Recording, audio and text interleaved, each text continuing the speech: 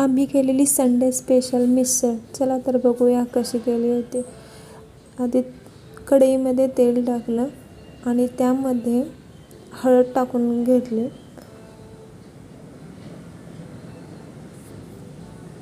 नंतर यामध्ये मोड आलेली मटकी टाकली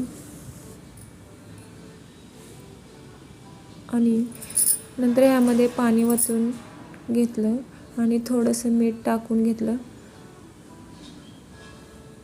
आणि ह्याला 15 मिनटं शिजायला ठेवलं. आणि तोपर्यंत हे शिजते तोपर्यंत कांदा, टोमॅटो आणि खोबरं असं चिरून घेतलं आणि लसूणसुद्धा सोलून घेतला. आता खोबरं लाल होईपर्यंत भाजून घ्यायचं. त्यानंतर कांदा, टोमॅटोसुद्धा लाल होईपर्यंत भाजून घ्यायचा आणि हे गार झाल्यावर मग ह्याचं पेस्ट करायला घ्यायची. नंतर लसूण, आलंसुद्धा घेऊ शकता. आलं हे तर नाही म्हणून मी लसूणच फक्त बारीक केले.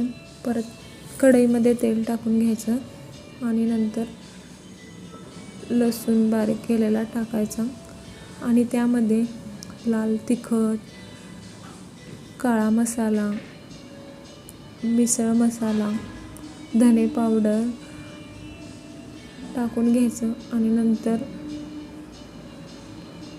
पेस्ट टाकून घ्यायची.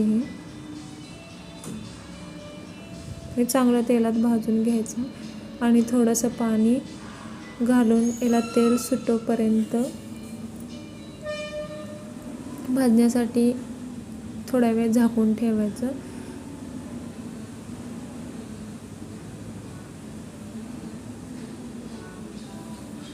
आता ह्याला असं तेल सुटले मग यामध्ये शिजलेली मटकी टाकून द्यायची आणि मटकी शिजलेलं पाणीसुद्धा यामध्ये टाकायचं.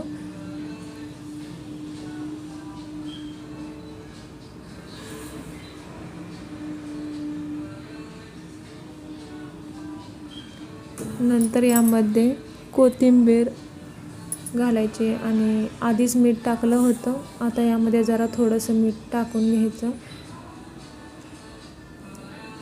आणि परत 5-10 मिनटासाठी थोडी उकळी मारून द्यायची आणि नंतर आता पॅनला असं थोडंसं तूप लावून हलके पाव भाजून घ्यायचे.